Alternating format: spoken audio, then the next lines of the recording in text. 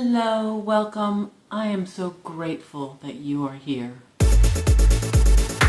In honor of reaching 100 subscribers, I wanted to do a thank you video, and this was something that my son came up with. He said that I should read 100 books for the video. That would have been a bit much. So today I'm going to talk about 100 books that I want to reread. When I came up with this idea, I thought it was just going to be a quick video. I thought it was going to be easy and fast, and it ended up being a lot of work because I went through and kind of cleaned up my Goodreads. I needed to do that anyway. It was a good thing, but I also couldn't come up with 100 books. I ended up with almost 200, something like 183, I think is the number, but I'm not entirely sure. It was up there. So I whittled it down to books that I actually think about and that I want to reread. I have my notes. I have 6 categories. Because I have 3,600 books that I've read on Goodreads, there were a lot of books to go through. 2/3 of those, almost, about 2,000 books are picture books. So there are quite a few picture books in here. In fact, I ended up putting so many books on hold. My hold shelf at the library right now, or will be, is so crowded because I put so many of the books on hold, which I did not keep a lot of those on my 100 list while I was thinning it out. So it'll be fun to see which ones I have. So let's get started. I have my notes, picture books. Alma Florida has written a lot of books, but I have 3 that I absolutely adore. I've read them several times. I love to read them again. I don't remember if I put them on hold. They're Extra Extra, Yours Truly Goldilocks, and Dear Peter Rabbit. Extra Extra, if I remember, is written in newspaper format. The other 2 are written in letter writing formats, and they're super cute. It's all fairy tale retellings. Those do not need to be read in any particular order. What does need to be read in order are Aaron Becker's books, Journey, Quest, and Return. So get all 3 of them. They're all wordless, but they are stunning. They're just beautiful, and I love them. They were favorites when my kids were little. You've heard this before from me, A Curious Garden by Peter Brown. Peter Brown wrote the Wild Robot series. Parker Looks Up. If you remember, there was a news story years ago about a girl who was stunned by Michelle Obama's portrait, and she just stood there and stared at the picture. And that turned into a picture book written by Parker Curry. And I love this book. I think this is one that I put on hold. Panda Pants. You need Panda Pants. If you've had a toddler, you need to read Panda Pants. It's by Jacqueline Davies. Goldilocks has chickenpox from head to toe or polka dots. Where did you get them, Father said, but Goldie only shook her head. I used to know the entire book by heart. Absolutely love this one. Again, it's a fairy tale retelling. There's also a second one, which is Little Bo Peep Can't Get to Sleep. They're written by Erin Dealey. I believe we have both of them, but I couldn't find the Little Bo Peep book. So maybe I don't, maybe I lent it to somebody and never got it back. This one feels like a little bit of a cop-out. Dr. Seuss, in general, sure. But specifically, I love the Horton books. Horton Hears a Who and Horton Hatches an Egg. I believe there's other ones, but those are the 2 that I absolutely love. And then also Lorax, which I want to reread. I believe we have it. And then I want to watch the movie, which I do also have that. So I will do those soon. And as a bonus, Fox and Socks. I used to know most of those tongue twisters by heart. 10 Rules of the Birthday Wish, written by Beth Furry, and it got my family and I into a conversation about which is the strongest wish. Is a birthday wish stronger than a dandelion or a shooting star or 1111? Tell me which you think is the strongest wish. Mustache Baby. I love Mustache Baby. In fact, I just recently reread it, well, about a year ago. Written by Bridget Hios. Buffalo Fluffalo. This one I put on hold. I love Buffalo Fluffalo by Bess Kaub. Someday. I have Someday upstairs. If you know somebody who is going to have a little girl or has had a little girl, this is a great Mother's Day present. I adore this. It's by Allison McGee. That's a McGhee, McGee. Llama Destroys the World. Jonathan Stutzman. I absolutely adored this when I read it. I put this one on hold because I wanted to reread it. Mole is Not Alone by Maya Tatsukawa. It's about a mole who's anxious What the Road Said. You Need to Know What the Road Said by Cleo Wade. We love David Weisner books in this house. We have 3 or 4 of them here. Honorable mentions would be Tuesday and The Three Pigs. But my favorite of his books is Flotsam. I absolutely love Flotsam, which is wordless. We are also heading into graduation season. One of the number 1 books for graduating from high school or college is and has been for years, Dr. Seuss, Oh, the Places You Will Go. I would like to offer you an alternative. Kobi Yamada books are just absolutely amazing. What do you do with an idea? What do you do with a problem? And what do you do with a chance? Are just amazing. And so is the book Maybe. So there's 4 books. And that's it for picture books. Not too painful. Middle grade. At this point, I would read anything that John David Anderson writes. I've read 3. I picked 2, and one is Posted. The other is one that I still think about all the time, Mrs. Bixby's Last Day. Roald Dahl also feels like a cop-out, but I've already mentioned that I want to reread Danny, Champion of the World, and I love Matilda. I would love to read that and then watch the movie again. But I have one that maybe you haven't heard of, and it's very short, called The Min Pins, and it has my absolute favorite quote. Watch with glittering eyes the whole world around you, for the greatest secrets are hidden in the most unlikely places, and those who don't believe in magic will never find it. Natalie Lloyd is another author. I need to read more of hers. I love everything that I've read of hers. I picked one though, which I've mentioned before, Snicker of Magic is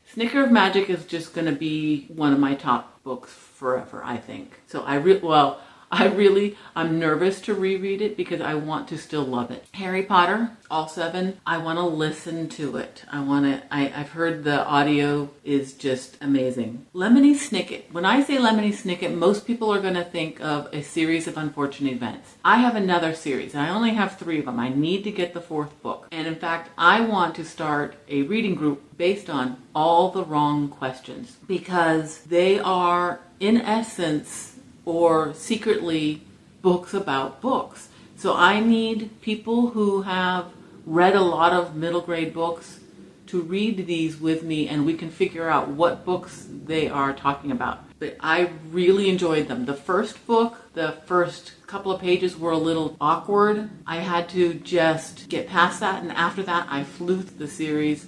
Loved them. Remarkable, but written by Lizzie K. Foley. The whole title is Welcome to the Town of Remarkable, where every day in this remarkable place filled with remarkable people is absolutely remarkable for absolutely everyone except Jane. That's the entire title. I'll put it up here. That's another one that I really, really want to read, and I'm a little scared that I won't absolutely love it again. This one kind of surprised me, and I don't have the book anymore. I gave it to a boy in the neighborhood, and I told him that if he really liked it, he could keep it. But if he didn't, just give it back. And I didn't get it back. He lives right there. Big Game. It's also a movie, and the movie was really good. But the movie doesn't get the growth of the main character. In this book, there's a boy who's in another country, and they have a rite of passage in this village where a boy at a certain age has to go out and hunt. He spends 2 or 3 days in the woods by himself. He has to hunt an animal and bring it back. This little boy is smaller and he's weaker, and it's all done by bow and arrow, and he's never been able to use an adult-sized bow and arrow, but I think there's a ceremonial bow and arrow that they're supposed to use, and he's not strong enough for that. But what ends up happening is Air Force One crashes, and now this boy has to save the president. And it is just really good. The growth of this character is really good. And when I was going through my list, I kept taking it out. I'm like, no, you know what? I really do want to read that. I'm just going to have to find another book. Big Game is written by Dan Smith. Zorga Mizzou is a book I've mentioned many times. It's a Seussical rhyme. It's just fun. The Secret Garden. This is another one that I almost didn't leave on the list. I've read it twice, so if I were going to read it again, it wouldn't be anytime soon. But I think it's really well done, and I do want to read it again. And it's Secret Garden on 81st Street. It's a modern retelling graphic novel written by Ivy Noel Weir. All right, so now we're going to get to a section which is going to cause some problems because I'm going to have to add a bunch of books to my series tracker because I'm going to have to reread a bunch of beginning books in order to continue the series. And these are all series that I actually want to continue. 13 Treasures, I actually gave it 5 stars by Michelle Harrison. For some reason, I just never continued. I just didn't continue with the series, so I don't even know why. I just didn't. They were all out at the time. Oh, another one is City Spies by James Ponti. I loved the first one. I thought it was really well written, and the series is still really popular. They're all highly rated, and I still see them in stores. So why didn't I continue? And Everything on a Waffle, I have that. It's a Newbery Honor winner, and I loved it. But it has a second book, which I never read for some reason. So I need to read Everything on a Waffle by Polly Horvath. And now we're on Young Adult, the selection series. And this might actually happen fairly soon. I want to listen to it. And I'm talking about all 5 of the primary books, especially ever since I read Rose Bargain. I just really, really want to read those. Kiera Cass for selection series. Hunger Games, all 3 primary works by Suzanne Collins. I would probably listen to those. The Legend series. I read all 3. The series ended. I loved them. I was reading at the same time as a whole bunch of 6th graders, and some of the parents, we were enjoying it. And then we thought, okay, 3, it's done. No, Marie Lu has written 3 more books. Now, one of them is a 3.5, one's a 3.75, and then book 4. So I don't know if I would read all 3, but I like Marie Lu's writing, so I might. I don't generally like the in-between stories, but it's Marie Lu. I almost have to, right? Let me know if you've read the side stories and if they're worth it. They're highly rated.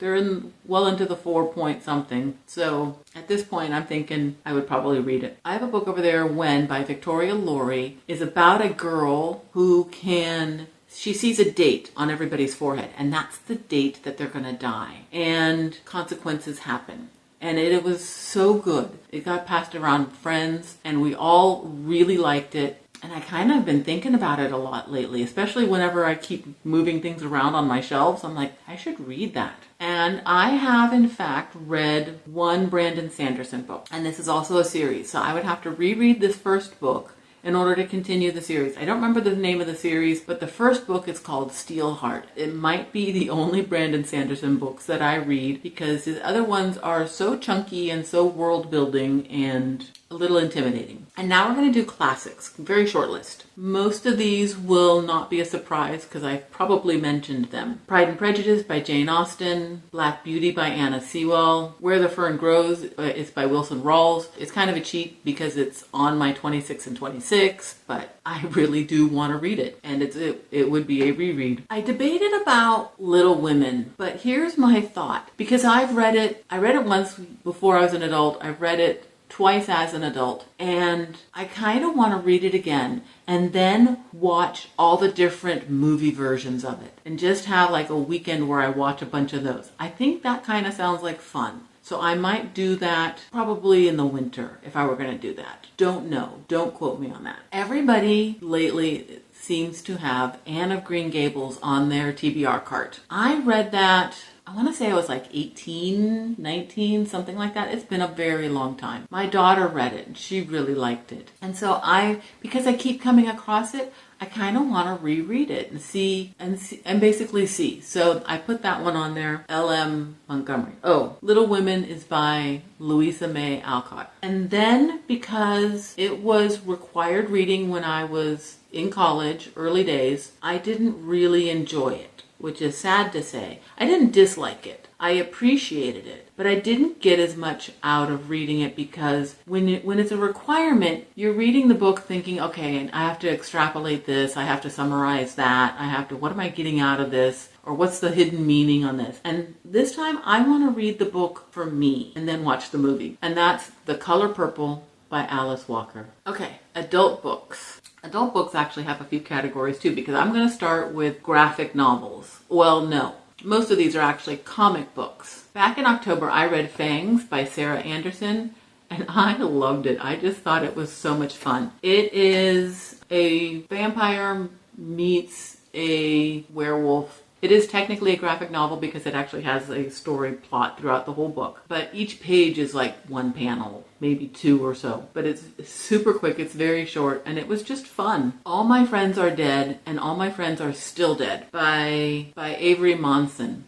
These are basically same thing, full page panel. It's a very short book. They're just fun. If you have a dad in your life who likes Star Wars, you have to get Jeffrey Brown's Darth Vader board books. They are technically board books. They're basically Darth Vader's parenting style, and I love them. Darth Vader and Son and Vader's Little Princess. They're just really good. I wish I had them. There's a few other books that he's written, honorable mentions, like there's a Mandalorian one, and there's a retelling of Goodnight Moon. And I think there's more than that. Those are Jeffrey Brown. I don't know if I said that. And then Unshelved. If you ever wanted to know what your librarian thinks of you, especially if you are a regular patron and you talk to your librarian a lot, you need to read the Unshelved books. There's 12 of them altogether. I think I've read 5 or 6 of them, not entirely sure how many. We own 3 of them, so I have actually already started reading Unshelved, and here's an idea of what one of the comic strips would be like. You can pause that and read it. It's just fun. It's just silly. These are written by Bill Barnes and Gene Ambom. Novels, adult novels. Enough of the comics. A Man Called Ove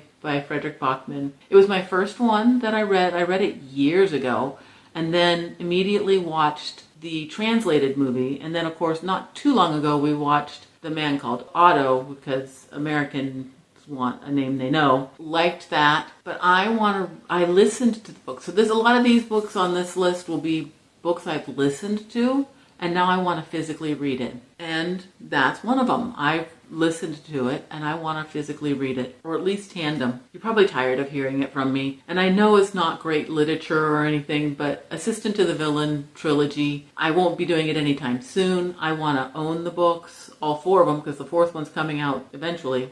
I'll put the date up if I remember. I just love them. They're just fun. They're just fun books. Those are Hannah Nicole Mayer. The Invisible Life of Addie LaRue. I don't own that yet, but I really want to. And again, I want to physically read it. Probably would do it in tandem and enjoy it. I really enjoyed that. Invisible Life is written by V.E. Schwab. The Wishing Game, I read not that long ago. So I don't want to read it anytime soon, but I do want to reread it because I did really enjoy it. That one's written by Meg Schaefer. The Village Library Demon Hunting Society by C.M. Wagoner is a book that I listened to, I think, just before I started this channel. Listened to it and there were these parts that were kind of confusing, or they just seemed off to me, right? I've been listening to Sydney, whose channel is now called By Sid, and a few others who were reading books that were confusing, and they all said, you just have to stick with it and it'll clear up. And so I did that.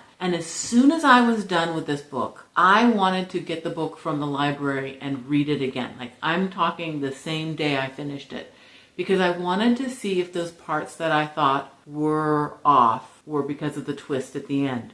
So I still want to do that. I'm really curious. And of course, I also want to read M.L. Wang's Blood Over Brighthave. I have the book. I want to physically read it and take my time. I have 3 oldies. I actually have the books upstairs on the shelves up there. And they are, I'm not kidding, very old. The first one is The Thornbirds. I read these when I was late teens to very early 20s. All 3 of these books were in that time range. And they're big books, which was really impressive for me for back then. But yeah, The Thornbirds, I wonder if I could still get the movie. That might be kind of fun to read that and then watch the movie. I don't know if that's still available. Remembrance is kind of a reincarnation love story. And I loved it. I was so impressed with Jude Devereaux and just absolutely loved it. Butterfly by Catherine Harvey is a book that my mother got from a friend who got it from a friend who got it from a friend. And my mother gave it to me, which really surprised me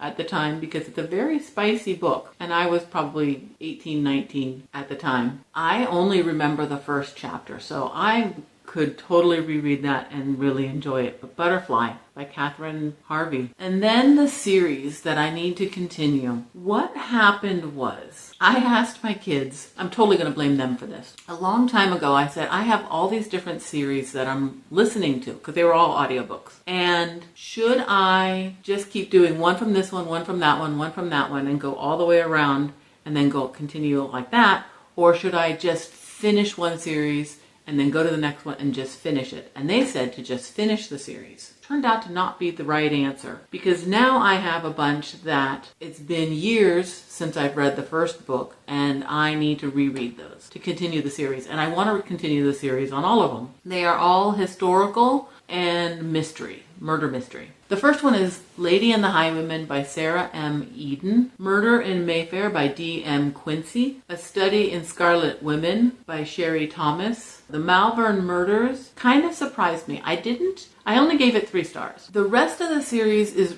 really highly rated, and the first one on Goodreads is not that highly rated. It's like a 3, I want to say it's a 3.7 or 3.8. Not bad at all. Sometimes it takes a while to develop the character, so I want to re-listen to it and try the second book at least. So The Malvern Murders by Carrie Toombs, and A Useful Woman by Darcy Wilde. So one more category to go, and please don't click away, because there's some really good ones here. And that's nonfiction. Because the first one is called Digestion the Musical. Yeah, Digestion the Musical. It's actually a picture book, and it's written by Adam Rex. Try it. Seriously. It's so well done. This next book is I should have pulled it out. I have the book, and it's one that every time I make bread, I keep thinking, you know what? I need to reread the book.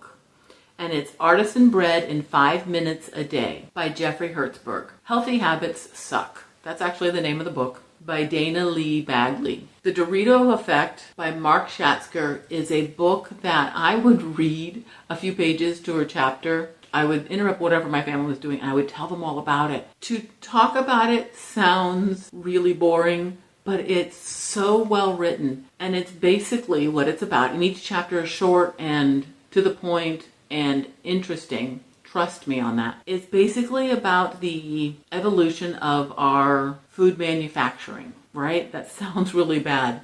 Sounds really boring, but it isn't. It's so good. The Dorito Effect. The Climate Diet. 50 Simple Ways to Trim Your Carbon Footprint by Paul Greenberg. Yeah, it's super short. It's quick. It's easy. Very consumable. A Life on Our Planet by David Attenborough. Loved that book. I made so many notes from that book. Good Morning, Good Night, Little Pep Talks for Me and You by Lin-Manuel Miranda. Loved that. The Little Spark, it's 30 ways to ignite your creativity. Kind of stands in for a bunch of books that I've read on creativity. It's written by Carrie Bloomston. View from the Cheap Seats by Neil Gaiman. I have it. It's also one of those books that kind of stands in for a whole bunch that are written by an author that's a little bit autobiographical, a little bit how to write a book, but also kind of ignites your creativity. I really like these kind of books. Almost done. My ideal bookshelf. When I found this, I shared it with a bunch of us Girl Scout moms. And what it has you do is like draw a picture of the books that influenced who you are. And it's not a highly rated book, but I really liked it. And I think I put that one on hold. I wanted to get that one again. My last two, Amanda Gorman's The Hill We Climb, specifically the inauguration speech, and On Tyranny by Timothy Snyder. Thank you. Thank you for subscribing. Thank you for watching. Seriously, a deep, deep thank you. I'll see you next time. Bye.